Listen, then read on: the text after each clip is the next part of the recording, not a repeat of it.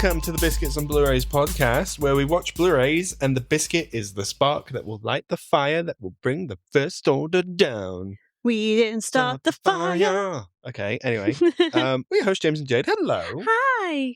Star Wars. Star Wars Give me time. them Star Wars. What percentage is stars and what is wars? 3 wars, multiple stars. It's kind of it's not a fair ratio, I'd argue. We need more stars, guys. Give us the stars. A sky full of stars. Coldplay. Oh.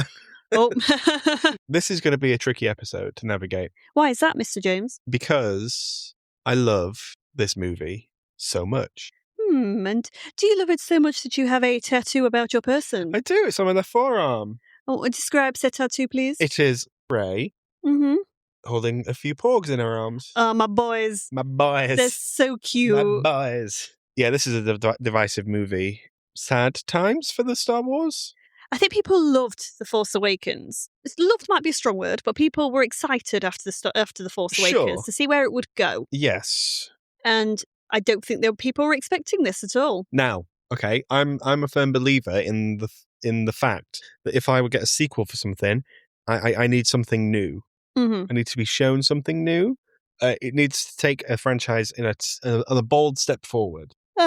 Well, Empire Strikes Back is arguably better than Star Wars. Yeah, but is it Attack of the Clones? That's not better than... No, Attack of the Clones is very bad, very bad.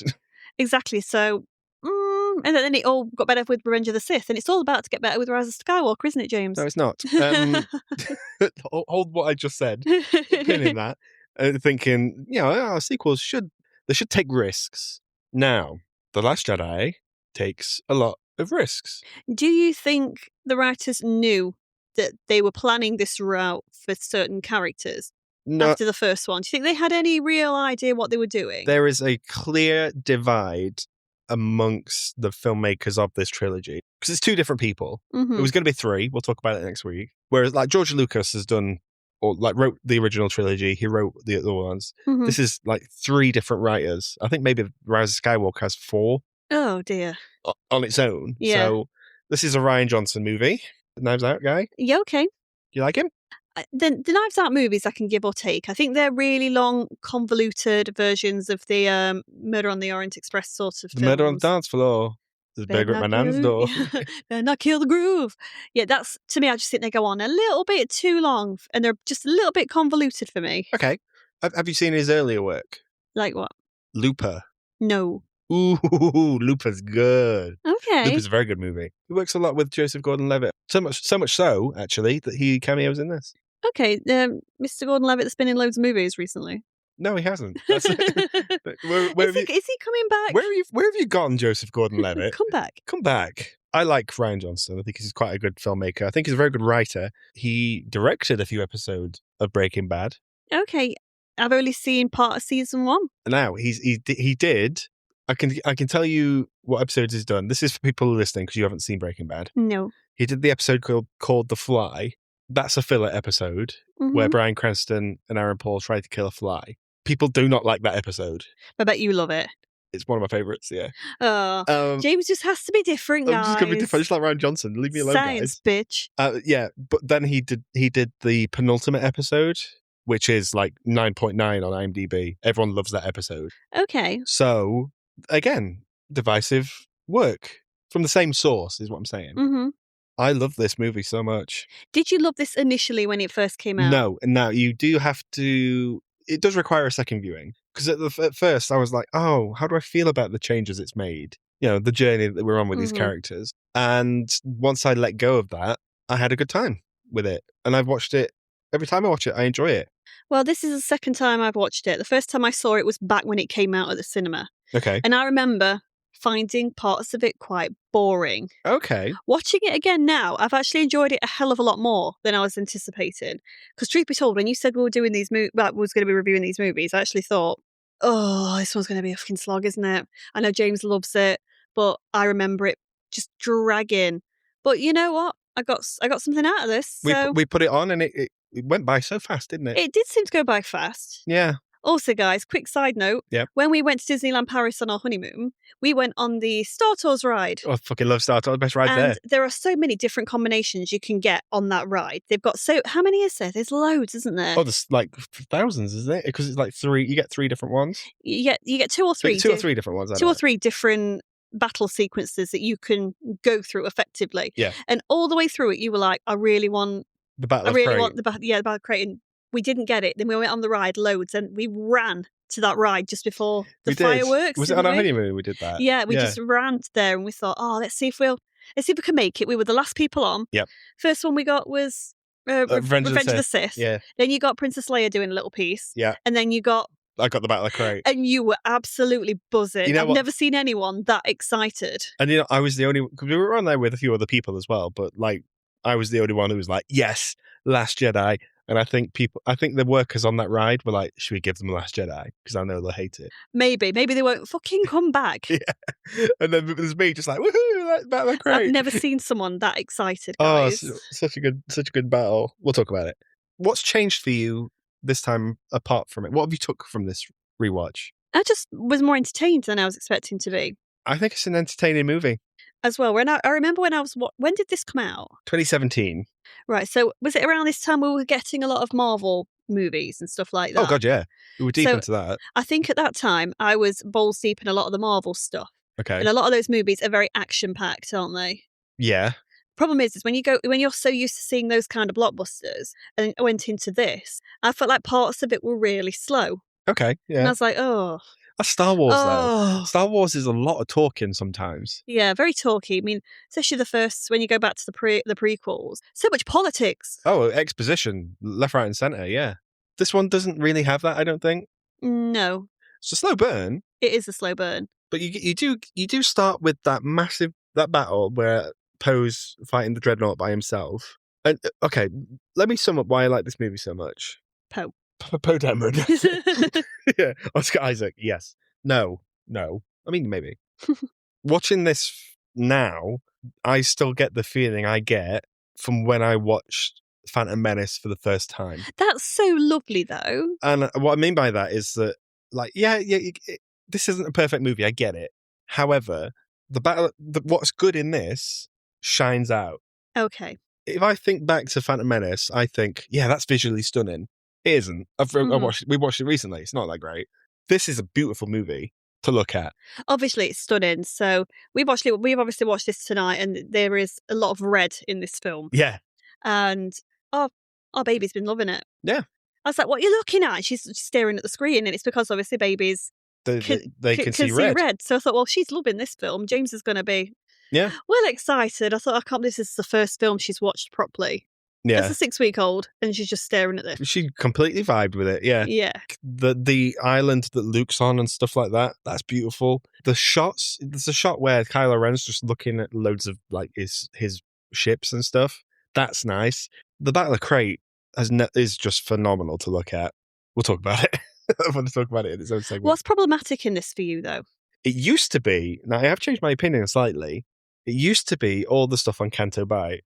I was going to agree. Okay, but hold up.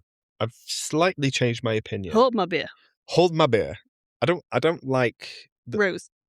I do like Rose, and you know what? People are so mean because she got like online hate for it as well. Kelly Marie Tran, who plays her. I'll never understand that, guys. If you don't like a character or you don't like an actor, fucking deal with it yourself. Don't be nasty. Yeah. You can give criticism, but constructively. Don't be a dick. Yeah, don't be like harassing somebody and being abusive and bullying. So it's just not on. It's not dealt with well in the next one. We'll talk about it. Yeah, I know. Yeah. I never used to like it. That was toilet time in that Canto Bight scene. However, it's got a decent message now, and I fully get it. All that stuff is about the rich getting richer, right? Yeah. Need I say more? Yeah. Oh, I should say more. All the more. Okay. No, we know what it's in relation to. Yeah. The rich getting richer, and there's out of every war, there's the resistance and the First Order, but there's always someone making a profit. Yeah. And I've woken up to that. Well done, James. I mean, I've grown. You've grown up. You're a real boy. You're a real boy. I accept its purpose. Mm-hmm. I still don't love it.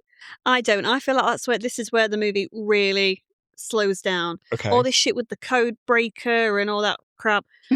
You know what? You could have cut all that out for me. You know what? We watched it. I forgot Benicio del Toro was in it. And then we watched it. I was like, oh, that's Benicio del Toro. Then the film finished and I forgot he was in it again. Until I just mentioned it. Yeah. Yeah, all of that you could have cut for me. Yeah. I didn't think it was needed. I don't think it really added much. You could have found other ways for Rose and Finn. And I kept wanting to call him John. That's his actual name, isn't it? Yes, it's John Boyega. Yes, for Rose and Finn to find their way into enemy territory. Okay. Or where they're trying to impersonate them and trying to break in. There's loads of ways you could have done that without that crappy sequence we get that just goes on forever. You can cut 20 minutes out of this. Yeah, easily. Yeah. So it's not a perfect movie. No. What we do need more of, though... Poe Dameron? Poe Dameron and Laura Dern. Oh, yeah, absolutely we do. Even though Poe's a knob in this. I mean, he has to go through a bit of a character arc, but I think people were expecting Poe to do other things after the first film. But that arc doesn't pay off. I mean, Poe's in it more than the first one, which is always happy to see you, Oscar Isaac. You're welcome at this house. Here's our full address. But then he starts getting a bit cocky in this one, and he learns his lesson by the end of it. So that's an arc. Yeah, but I think didn't it upset? When I say upset fans, you always upset someone. Weren't fans a little bit divided with that initially as well because they were expecting Poe to go a different way? Yeah, maybe. I think they were expecting Poe to be a bit more Han Solo, and he wasn't. Yeah. I don't think Poe is the character that the fanboys are offended by. It's Luke. Right, why? It's his treatment in this. Okay. Mark Hamill has said, I don't fully agree with the decisions that you've chosen here, Rian Johnson. Okay. I'll do it. I'm happy to do it, but I don't feel like that's Luke. Okay. Well, what do you think Luke would have been? Well, let's talk about the stuff with Kylo Ren. Because we get flashbacks in this, and we get the origin of Kylo Ren, basically. So Luke's training Ben Solo, Adam Driver, and one night he's just creeping up on him, which you shouldn't be doing. Yeah, you should be creeping up on any child, sir. Yeah, don't read any child's thoughts. Get out, you get out. Because he's thinking that Ben's getting closer to the dark side. It's taking over. Yeah, he could feel that Supreme Leader Snoke had taken over his heart. Yeah. So, in an act of madness, Luke maybe just flicked his lightsaber on, and he says it passes like a fleeting shadow. And but Ben's like, "You were going to kill me." Yeah, that shit's like a fucking nightlight, sir. You've just woken me up. Yeah, thank you, green lightsaber boy. I'm gonna burn this place to the ground. Watch me. He didn't have to kill others, though. No, but he did. Yeah, I mean, fair enough. Luke's going to attack you, and that's upset you. Fair enough, I understand that. But don't go after innocent people afterwards, Ben. That's not an excuse. But if you are being groomed by Snoke to go, oh, don't listen to Luke. The Jedi aren't all that, and then you see one standing over you, looking like he's going to kill you. That would make you go, well, yeah, Snoke's right. This guy's going to kill me. I'm going to kill everyone here. You still don't do that, though. You've got the opportunity just to run away, or do you know what I mean? You've got the opportunity to go and do something else. You don't have to go and kill innocent people, though. Yeah. So Ben trying to twist it round like, oh, I got this way because I'm blipping. Oh, Ray, I got this way because Luke tried to get me with his lightsaber. Yeah, you didn't have to kill everybody, though, did you, mate? Yeah. That was you. That's your granddad talking. I'd say. However, the whole message of this is because we get a scene with Yoda. Yoda's back, and Luke Skywalker's like, "Oh, it's okay for you to fail.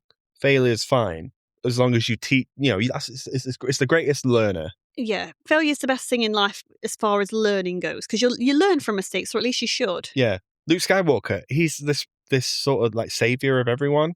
Guess what, guys? He ain't perfect, and people aren't perfect, and I like that. I like that. People are flawed, and do you think the problem is that people expect Luke to be a certain way, and he's ended up quite bitter in this film? Yes. That is the problem.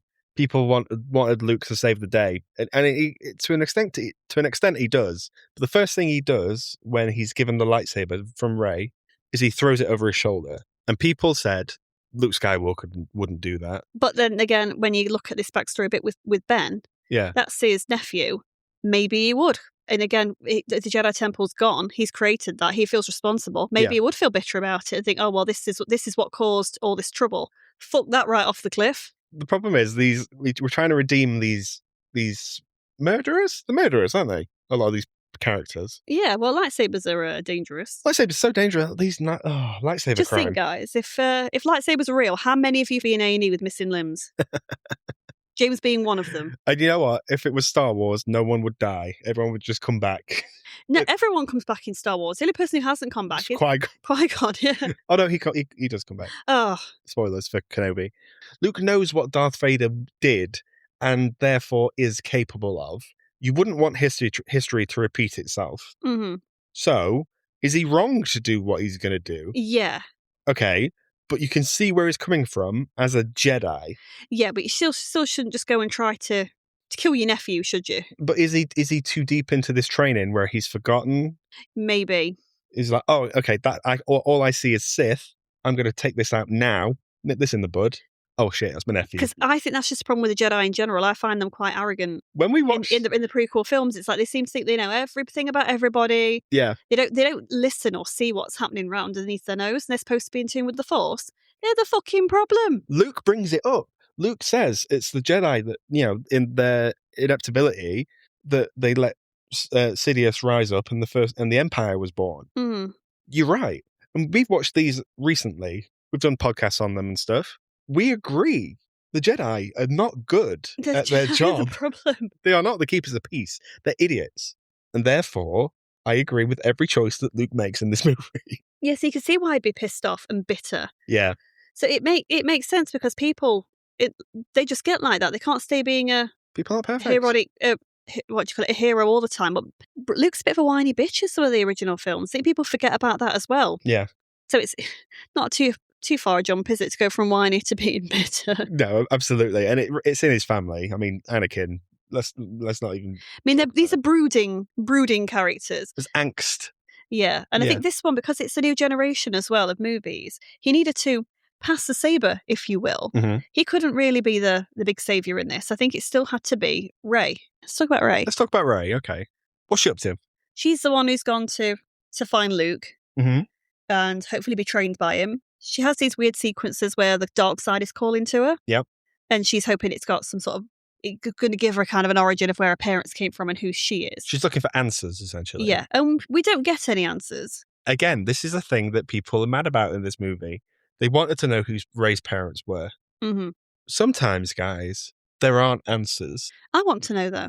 Okay, well, you find out in the next one because... we'll talk about it. You were never going to really know it second, I think, anyway. But unless they were hoping for a similar kind of reveal that we got with Luke in The Empire Strikes Back. Yeah. Well, she sees herself in that cave where she's like clicking and there's like thousands of her or whatever. Mm-hmm. And then she almost sees her parents, but then she just sees an image of herself. Mm-hmm. You are your parents, though. Yeah, that's true. Yeah. But also, let it go. Move on. You are you. I get that, but most people, when they've not had their parents, they grow up wanting to find out more about them. I think that's just human nature. Is it a story beat that you'd like to have seen paid off in this one? I wouldn't have been upset to not know in this one. Okay. As long as I knew it was going to get answered in the next one. Yeah, it does. Oh. I wasn't happy with where it went in the last one. The next one, by the way. No one is, by the way. She's having this connection with Ben this whole time. Mm-hmm. Snoke's doing that. Why? I don't know. It seems like that's going to clearly backfire on him. Yeah, it's odd because you never really see that in the other film. But again, you're taking the Force and the Jedi and all that, and you're moving it forward and adding new things. Astral projection. So the Force can just do this now? Apparently. So what's Snoke doing while they're having these little phone calls? Little Force phone calls? What's he doing? Just start having a wank? Essentially what he's doing, he's got that wall of cables, right? And he's like, I'll connect you. Just a moment. That's what he's doing. I don't know about why. I did like them having this connection because then I thought, is they connected because they're connected family-wise? Is she going to be a relation of Luke or something like that? Mm-hmm. Is she going to be a Skywalker? I mean, you'd hope so because the next one was Rise of Skywalker. We'll talk about it. Ugh. Anyway. So I thought that might be why, because we've not had so far any Jedi that have been related as such. Okay, that's fair. Because Leia isn't a Jedi, even though she works with the Force. She works with she knows the ways of the Force. She uses them in this one. She's quite cute, isn't she? Carrie Fisher died the previous year before this came out, and it's quite a fitting tribute to her as a person. I don't think that scene, where she does the Mary Poppins in space. I always thought that was silly.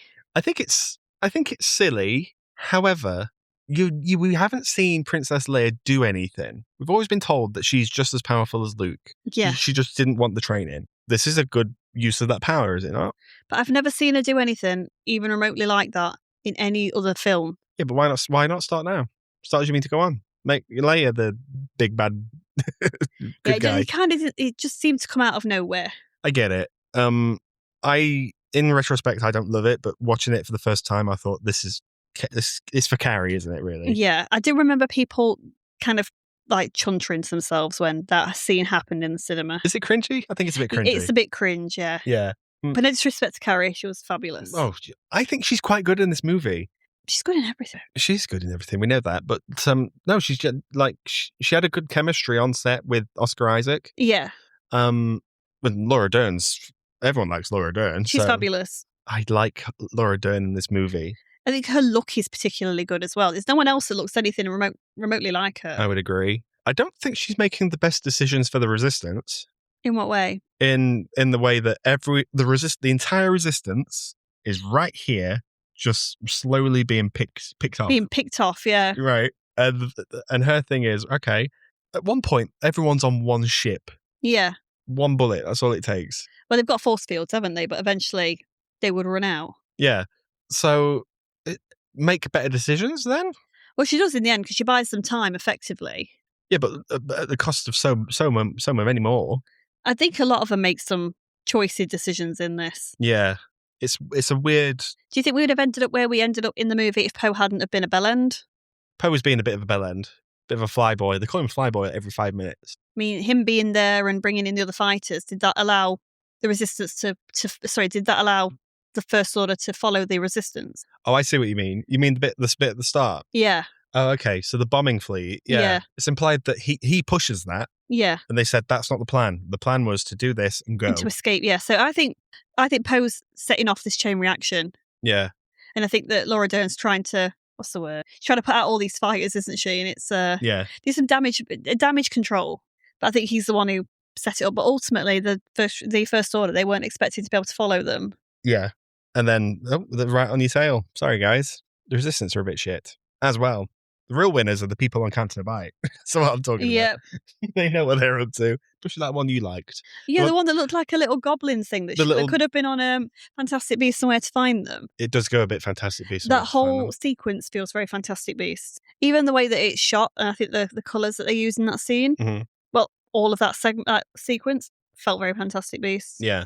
Let's talk about the Canton Bite stuff again. Rose sees like, there's always people. Well, who is Rose? Where did she come from? Where does she go? Where does she come from? Cotton Eye Rose. She and her sister were raised, and the First Order found their planet, just basically stripped them of their... Is it a mining planet? It was a mining planet. Stripped them of the materials, and then shelled them. Yeah. So they escaped. So it was clear they were going to be resistant. Rose's bit here, where she's looking at that race, and then she's like, look, you've got to look closer. There's oppression here. Yeah. And we see them with the stable boys and things like that. Is that a good message?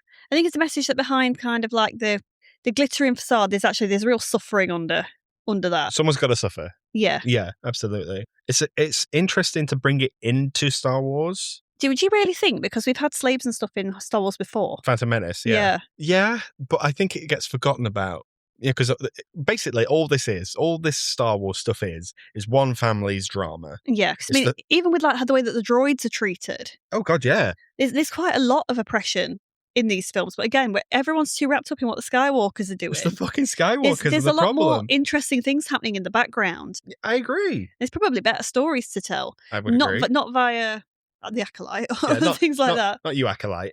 What about Mr. Finn? Finn it's not fair. Now, John Boyega has spoken out and said, like, I was treated unfairly or whatever, and I get that. But the producer, J.J. Abrams, is a producer on this, and therefore would know where the story is going to then complete that story. It sucks that he's been bumped down the list. It was always implied that Finn was going to be Force sensitive as well. Yeah, he'd be Jedi-esque, because we see him wielding a lightsaber, don't we? In the last one, yeah. And here he's just... I'm going to go ride a horse and then come back. Yeah, he's just a kind of demoted down to a general rebel. But we do get that kind of stuff with the First Order later, where he kind of has a full circle, where he sees his his old Captain commander. Phasma, yeah. And I think we always needed that bit, but they could have done more with him. That's why I think if you'd have cut out that whole 20 minutes, you could have given him a better arc. Well, the stuff with Captain Phasma should have happened in the last movie. Mm-hmm. He should have. That's his arc. Yeah. He is a stormtrooper, and then he fights up against and just just absolutely batters his commander, and then he's off to do whatever he needs to do. The problem is, it took 2 movies for Finn, who is not the main character. Rey's the main character, right? I think your problem is I think people are trying to compare Finn, Rey, and Poe to the original 3. Yeah. But when you think about it, they are completely different characters. You've got Rey kind of falling into the Luke bit. Poe's a bit of Luke, and Han Solo it's got qualities of both. Yeah. What's Finn got, really? Because he's not the Princess Leia of the characters. I think he is. He's so wrapped up in what Rey's doing. Yeah, he seems more interested in Rey than he seems to be in anything else. Yeah. But it seems like they didn't really know which direction to take him in, because you couldn't wrap him in too much with what Rey was doing. Because I think it would have got too complicated to have 2 people that are force sensitive, and then, do you know what I mean? I think it would have been too convoluted. Yeah, I see what you mean. I suppose the pilot, he's the one doing all the diplomatic stuff. I think it's a lot of, you're trying to please everyone, but something's got to give for this story to have some focus. Yeah. Unfortunately, it's Finn. Yeah. They try to bring it back. Yeah. In the next one. It's handled poorly. Yeah. We'll talk about it. That's going to be a ranty episode. Yeah. Good luck getting a word in, sweetie. Okay. But yeah, Finn's not the best. BB-8's getting it in. BB-8's not in it that much. But when we see him, guys, he's so cute. He's so full of I coin. like the beginning bit where he's trying to repair Poe's ship. You know how everyone, in every of these movies, everyone says, I've got a bad feeling about this? Did you notice it in this one? I wasn't looking for it, You would have never guessed it, because BB-8 says it. Aww. At the start of the movie. BB-8 is so cute. BB-8's so cute. Big ball. I mean, he is cute, however, there's something else in this that is even fucking cuter. You were on Porg Watch, and the problem is you also... Porg Watch! But also, you were looking after Ivy, our daughter. So every time the Porg was on screen, you were looking at Ivy. And I'm like, look, there's cuteness overload. I'm not going to ignore our child, though, am I, for a Porg? So that's why I was like, rewind it, James. And my favourite one with the Porgs is when Chewie and the Porg are in the Millennium Falcon. And then Chewie roars. And the Porg roars. It's like, oh my God, you're so cute. Did people not like the Porgs? I remember the toys being everywhere in the Disney shop, and then they just all disappeared. This is on the start of the downfall of Star Wars. Too much too soon? Maybe. When did Solo come out? Was this before or after this? No, this is the thing. 2015, we had Force Awakens at Christmas. 2016 at Christmas was Rogue One. Next Christmas, 2017, Last Jedi. April the next year, so a few months have passed, it's Solo. Right. The same year, it's Rise of Skywalker. Fucking hell. That's 5 films in 5 years. Yeah. That is too many. Maybe. Bearing in mind, when Star Wars was being made, we'd have a Star Wars movie every 3 years. Yeah. Now in that time, we've had 3 movies. Yeah. Unacceptable. I think the problem is trying to find that sweet spot between the how fast you can get these movies out and audience interest. Yeah. Our audience is still going to be interested if you leave it too long. Yes, of course they will. Not necessarily, because we've seen audiences decline with other things, haven't we, before? You're talking MCU? Yeah. Okay. But this is fucking Star Wars. I know. But, Star Wars finished in 1983, and it didn't come back till 1999. People came back. People will flood for it. Do you see what I mean? Just let it rest. Let it simmer. I remember there being a lot of excitement for Rise of Skywalker. But like I said, that still had the excitement. I don't know what happened with Solo, why people weren't interested in that one in particular. Because no one gave a shit. Also, it looks bad. And also, I think it was well publicised that didn't have the best Yeah, and I remember seeing the cast and thinking, I'm not interested. That's not Harrison Ford. Yeah. Yeah, I think I remember just looking at it thinking, nope, it's not connected to... anything. So, for example, Rogue One, as soon as someone told me at work that it was connected to them finding the plans for the Death Star, I was interested. So I thought, that's going to connect in, and it did. It connected in really well. Sorry, I don't think Solo does. I know it's this because I'm going to show the Kessel Run. I didn't care about that. I didn't know about that. That's nothing to a big story. It's just a legend of Solo. Maybe they was hoping for more. They could keep showing legendary Solo stories, but it didn't work. With Rey and Ben in this, I'll call him Ben. Kylo? Let's call him Kylo. Kylo Ben. Kylo Ben? Kylo Ben. That makes sense. It's when they finally meet, this film really gets going for me. That last third is Star Wars. What, so him with his nipples out isn't When he's Star got Wars? his tits out, yeah, absolutely. Kylo Nips. The Knights of Nip. No, when Rey comes to see Snoke, and Snoke's doing all that monologuing shit, and also fucking everyone else is fighting for their life as well. Mm-hmm. That fight scene in Snoke's chamber is it's prequel level. It's sexy. We've improved the choreography. I like it. It's sexy, sleek, smooth, nice. Nice. Nice. All right, okay. How'd you find the costumes in this? Better. And everyone's hair looks good. Better space hair. Everyone's got space hair. I'm sorry, I don't like how roses get up, I'm not going to lie. I like a little flicks. I don't like the little flicks. I think it makes her look... I mean, they might be going for this. I think they're going for like maybe an immaturity. Okay, I do see. It's because she's so small as well. Yeah, I don't think it works for her. I think they could have done something a bit better for her character. You know who isn't good in this at all? Mm-hmm. Benicio del Toro. Was it? I forgot again he were in this. Right? He plays DJ, the code breaker that they've gone to get, right? What a waste of a character. No, he's not even the one they went to get, because that's a cameo. It's just some other fool that's there. Yeah, so who does nothing, by the way. He gets them out, great. He's got that stutter. It's got that sort of stammer, yeah. But that doesn't seem like it's written for the movie. That seems like he's just gone, I'm going to do this today. Yeah, it doesn't feel... What's the word? It feels like it's just something... It feels really put on for me. Yeah. And none of that felt like organic in any way. I feel like as well, like he doesn't fit in this universe. Everyone's trying to sell it, right? Boyega, Isaac, they all understand the assignment. Don Gleason's A+ in this movie. He's chewing all that scenery. He does not give a shit. He's getting his ass kicked most of the time. I do love it. I do want to bring it up. But Benicio del Toro, he seems a bit above this. Yeah. Like he knows he's above it. Yeah. And also he's dressed like Johnny Knoxville. He's the odd one out. Correct. Don Gleason being thrown around the fucking room every 5 minutes. I could watch it all day. He's great, isn't he? We've gone from that guy who delivered that monologue in the first one to now, like, the first thing that happens is he's being pranked on the phone with Poe, and then he's being slammed to the floor. And then later on he's thrown across the room. I just love it. Yeah. I like their vibe. Mm-hmm. What, Kylo and Hux, yeah. Yeah. It's they need each other.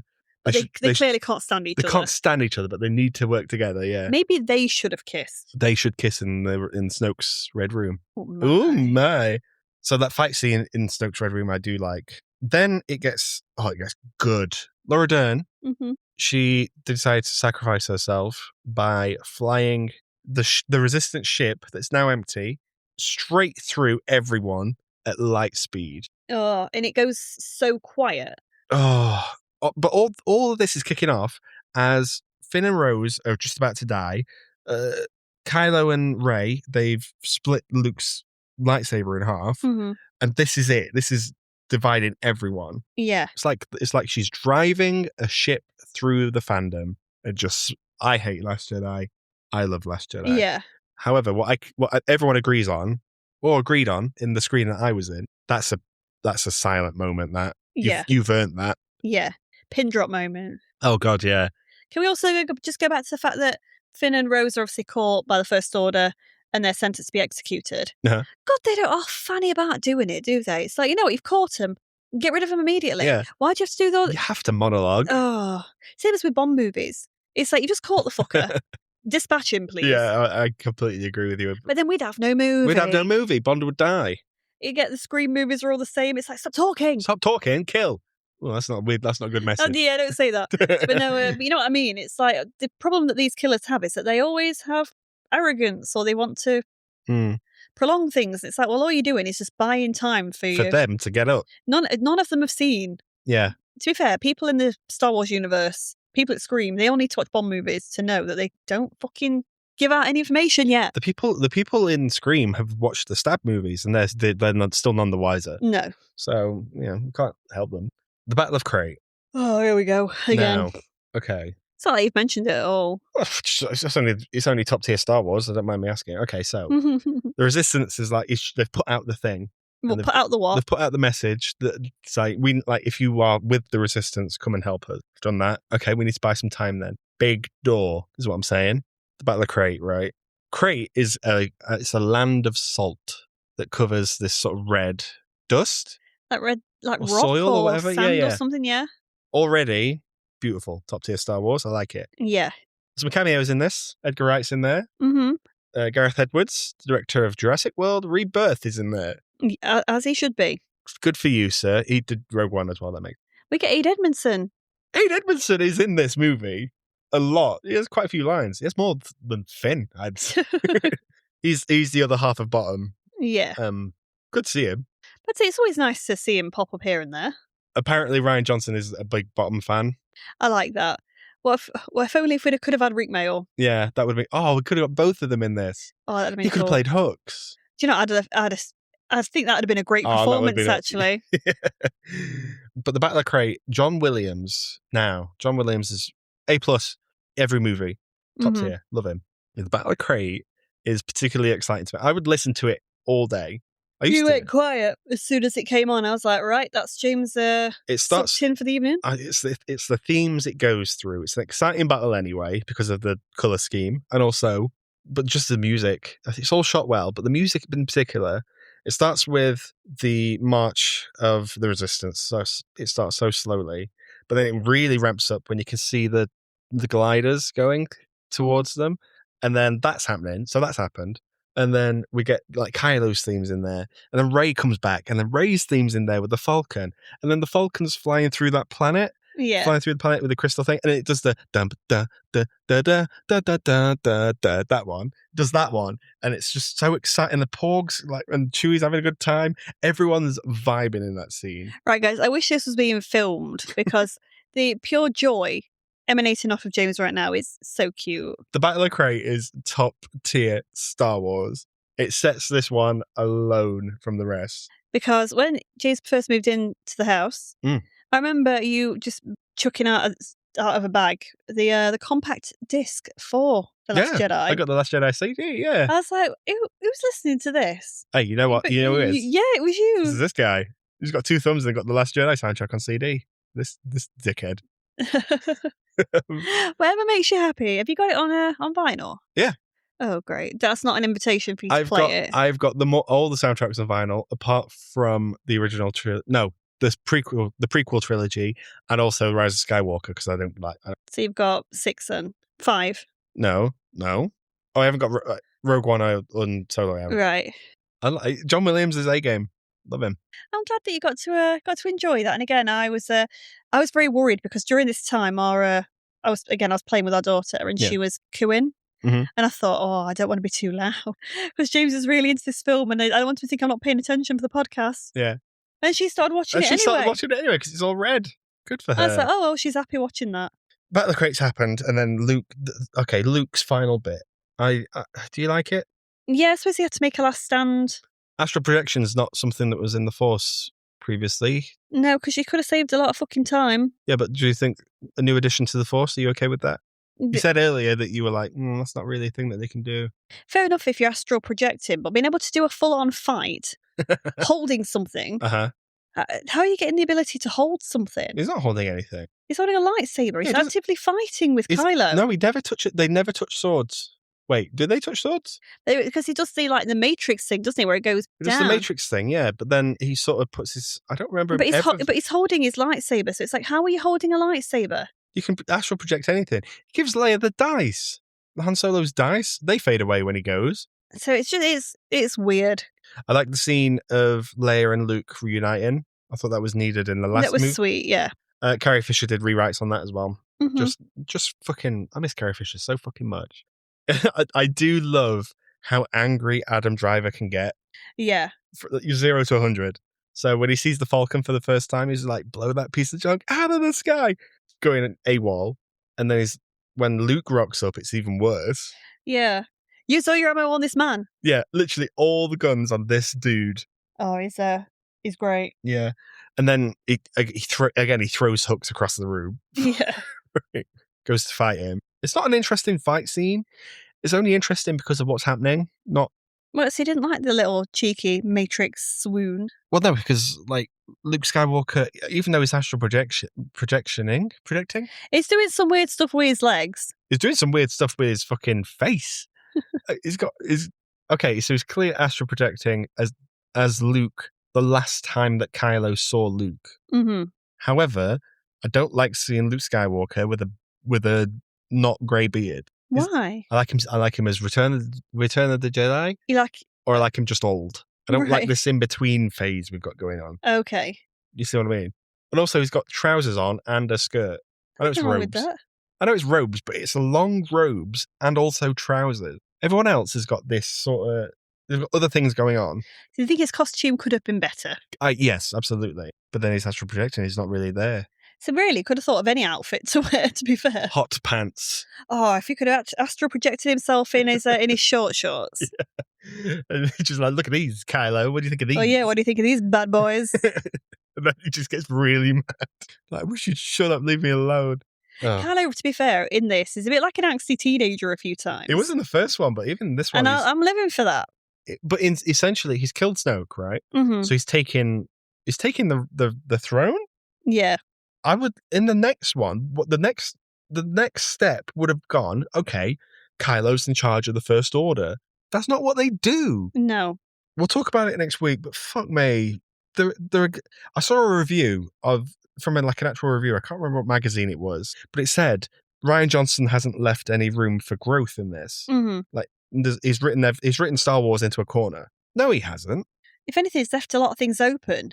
Yeah, the doors have never been more open, I'd argue. And then they just go, we're just going to shut them early. Yeah, we're going Palpatine's back. We're keeping this one open forever. Yeah, just everything you heard in the last time. Don't listen to that guy. He doesn't know what he's talking about. No, the sequel, Last Jedi, has took Force Awakens, improved on it, and it's up to them to then go, okay, let's expand on that. Yes, and it's improv, right? Mm-hmm. But they don't. Because the fandom doesn't know what they want. They know what they want. They want the same shit every fucking year. They want fucking Obi-Wan. But then they'll moan. Exactly.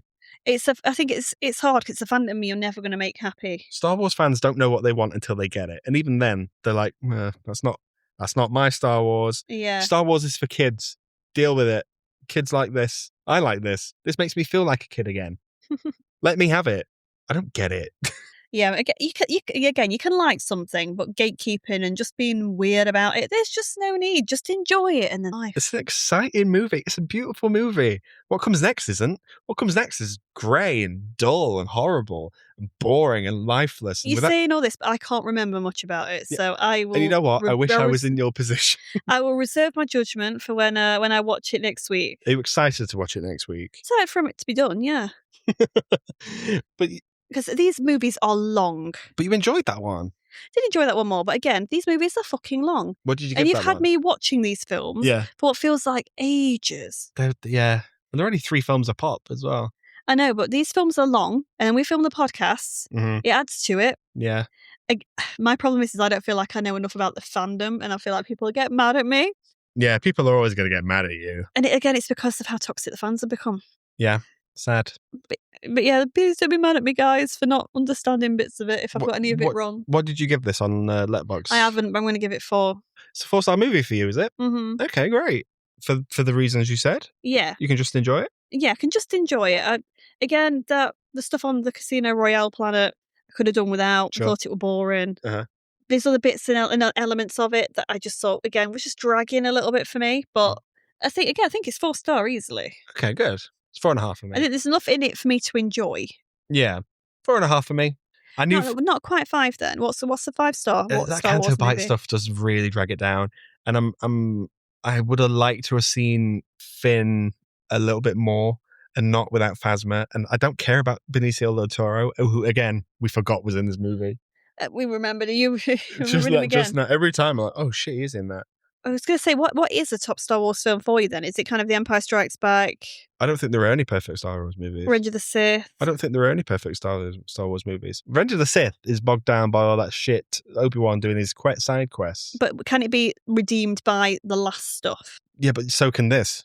I see. As a whole, is this a 5-star film? This Last Jedi? Mm-hmm. No, it's 4.5. So nothing's going to redeem it up to 5 stars for you? It can't, because what does weigh it down slightly. Right, okay. I don't think there are any perfect Star Wars movies. I said it there. Fair enough. Empire's okay though. I do like Empire. Rogue One's a bit of a slog. to get through. Rogue One's fabulous. And everyone talks about Rogue One so fondly. Yeah, the last 10 minutes. No, I love Rogue One. What, throughout Rogue One? You could watch Rogue One and be like, yeah, all of this is good. No, there's still filler in it. There's filler Then in it's all not of a good them. movie. Best, I can still enjoy it. Yeah, but it's not a perfect movie. Never said it was, though. Ah. You've put that in your own mouth. But there are no perfect Star Wars movies. No. Even I can still give one 5-star, but even the original Star Wars, I'd be like, this is not good at pacing at all. Sometimes people watch things with like nostalgia glasses on. Yeah, but in times, you think people are going to change their opinion on The Last Jedi? I don't know. I saw an interview. Go on. It's hard to know because of I don't know where Star Wars is going to go in the future. Okay. People might come back to it and go, you know what, this is great. Again, I've just been on Letterboxd. It's got 2.9 out of 5-star ratings as a collective.